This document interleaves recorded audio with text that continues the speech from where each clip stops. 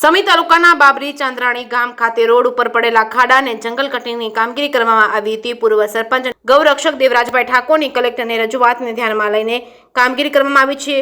ગોચનાથ ગામથી અદગામ સુધી અને અન્ય રોડની કામગીરી કરાઈ છે। પાટણ જિલ્લાના સમી તાલુકાના બાબરી ચાંદ્રાણી ગામ ખાતે રોડ રસ્તા તૂટી ગયા હોય અને જંગલ કટિંગ રોડ ઉપર વધી ગયું હોય તેને ધ્યાનમાં રાખીને ગામના જાગૃત નાગરિક અને પૂર્વ સરપંચ અને ગૌરક્ષક દેવરાજભાઈ ઠાકોર દ્વારા પાટણ જિલ્લા કલેક્ટરને લેખિતમાં રજૂઆત કરતા કલેક્ટરના આદેશ અનુસાર ગામના તમામ રોડની અંદર જંગલ કટિંગ અને તૂટેલા રોડના ખાડા પૂરવા તંત્ર દ્વારા કામગીરી હાથ ધરવામાં આવી છે।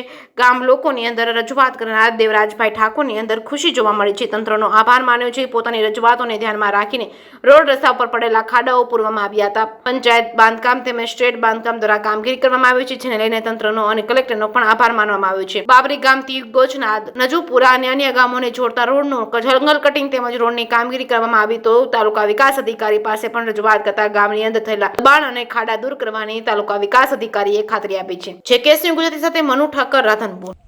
ઠાકોર દેવરાજજી રામાજી, ગૌરક્ષક પ્રદેશ અધ્યક્ષ શ્રી અખિલ ભારત હિન્દુ મહાસભા। બાબરીથી અદગામ સુધીના રોડનું જંગલ કટિંગ અને બાબરી તળાવના બાજુમાં રોડ તૂટેલો હોવાથી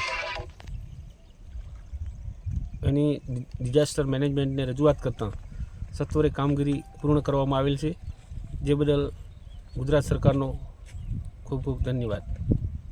ઠાકોર નરેશભાઈ સેધાભાઈ, અમે ટીડીઓ શ્રીને રજૂઆત કરવા જતાં બાબરી ગામમાં સ્વચ્છતા અને જે ખાડાઓ પડેલા છે એ ખાડાઓ પૂરણ કરવા માટે આવતીકાલે ટીડીઓ શ્રી દ્વારા તેમની ટીમ બાબરી ગામમાં આવશે। તેથી ટીડીઓ શ્રીએ અમારી વાત ધ્યાને લેતા ટીડીઓ શ્રીનો ખૂબ ખૂબ આભાર।